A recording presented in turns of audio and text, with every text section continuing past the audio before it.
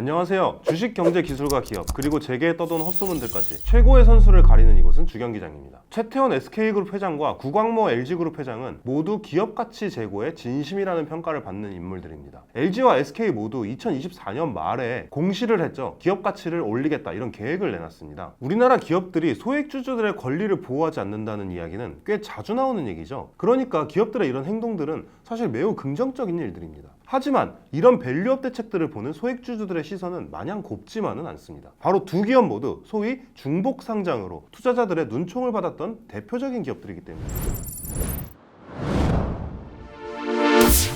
LG그룹은 LG에너지솔루션이 물적 분할 이후 상장하면서 모회사인 LG화학의 주가가 확 빠졌었고, SK 역시 청약 대란이 일어났었던 SK바이오사이언스의 상장 직후 모회사인 SK케미칼의 주가가 거의 40% 하락했었죠. SK그룹은 SK온의 상장을 추진하고 있는데 SK온의 상장을 두고 제2의 LG엔솔 사태라고 보는 시각도 많습니다. 특히 최근에는 LGCNS의 상장 얘기가 또 뜨겁죠. LG 쪽에서는 물적 분할한 자회사를 상장시키는 것이 아니니 중복 상장이 아니다 이렇게 해명하고 있지만 쪼개기 상장이 아닐 뿐이지 중복 상장인 건 맞다는 비판이 거세게 나오고 있습니다. 한국 기업 거버넌스 포럼은 LG CNS의 상장과 관련해 모 자회사의 동시 상장은 모회사 디스카운트를 유발한다라고 비판하기도 했어요. 사실 LG가 중복 상장이 아니다라고 해명하는 근거를 자세히 살펴보면 실제로 주식시장에 강력한 영향을 미치는 수급의 문제는 왜 빼놓고 얘기하는가 이런 의문이 들긴 해요. LG의 얘기처럼 LG CNS의 상장으로 시장에서 자금이 유입되면 펀더멘탈 측면에서는 모회사인 LG에게 이익으로 작용할 수 있습니다. 하지만 문제는 시장에서 그 기업을 어떻게 평가하는가거든요. LG엔솔을 예시로 설명해 보겠습니다. LG엔솔은 원래 LG화학의 한 사업부였죠. 그리고 수많은 사람들이 LG화학의 배터리 사업이 유망하다고 생각해서 LG화학에 투자를 했습니다. 배터리 사업이 전 세계적으로 전도 유망한 사업으로 떠오르면서 LG화학의 주가도 실제로 급등했었죠. 하지만 이런 상황에서 LG화학이 갑자기 배터리 사업부를 물적 분할하고 LG엔솔을 설립했죠. 그리고 상장했습니다. 만약 시청자 여러분이 LG화학의 배터리 사업을 보고 LG화학에 투자했던 사람이라면 계속 LG화학에 투자할 유인이 있을까요? 아무리 LG화학이 LG엔솔의 지분을 많이 갖고 있다고 하더라도 배터리 사업 하나만 보고 LG화학에 투자했던 사람이라면 당연히 LG화학보다 LG엔솔에 직접 투자하는 게 훨씬 유리하겠죠. LGCNS의 경우도 마찬가지입니다. 이런 이유로 자회사와 모회사가 둘 다 상장돼 있으면 필연적으로 모회사의 기업 가치에 디스카운트가 발생합니다. 자회사의 사업이익이 모회사의 지분법 이익으로 한 번 더 카운트되는 더블 카운트라는 왜곡이 시장에 발생하고, 이 왜곡을 해결하기 위해 시장은 사업회사가 직접 올리는 이익을 진짜 이익으로 보고 모회사의 지분법 이익을 기업 가치에 할인해서 적용하게 되는 거죠. 그러니까 LG CNS의 상장은 LG 엔솔의 경우처럼 원래 없던 회사를 물적 분할로 만들어내서 상장하는 쪼개기 상장은 아니지만 더블 카운트가 발생하는 중복 상장은 맞다는 얘기입니다. 물론 LG CNS의 상장과 LG 엔솔의 상장을 1대1로 비교하기에는 조금 무리가 있기도 합니다. LG화학 주가가 급등했을 당시 대부분의 투자자들은 정말로 LG화학의 배터리 사업만을 바라보고 투자를 단행했습니다. 그렇기 때문에 LG엔솔이 물적 분할로 상장했을 때 LG화학의 기업 가치에 정말 커다란 타격이 왔던 거죠. 하지만 LG는 대기업 집단의 지주회사이기 때문에 LG CNS 말고도 수많은 사업회사들을 아래에 두고 있습니다. LG CNS 하나만 보고 LG라는 지주사에 투자하는 사람은 많지 않겠죠. 하지만 그렇다 하더라도 더블 카운트의 문제는 사라지지 않습니다. 게다가 이 더블 카운트의 문제가 우리나라 증시가 위로 성장하지 못하는 박스피의 문제를 야기하기도 합니다. 일반적으로 비상장 회사가 상장하면 당연히 시장의 규모가 커집니다. 하지만 방금 말했듯이 그 기업의 이익은 모회사와 자회사에서 더블 카운트 되기 때문에 시장의 실속은 변하지 않는 거죠. 코스피 전체를 하나의 커다란 회사라고 보면 그 코스피라는 회사의 시가총액은 늘어났는데 이익은 늘어나지 않은 상태가 되는 셈입니다.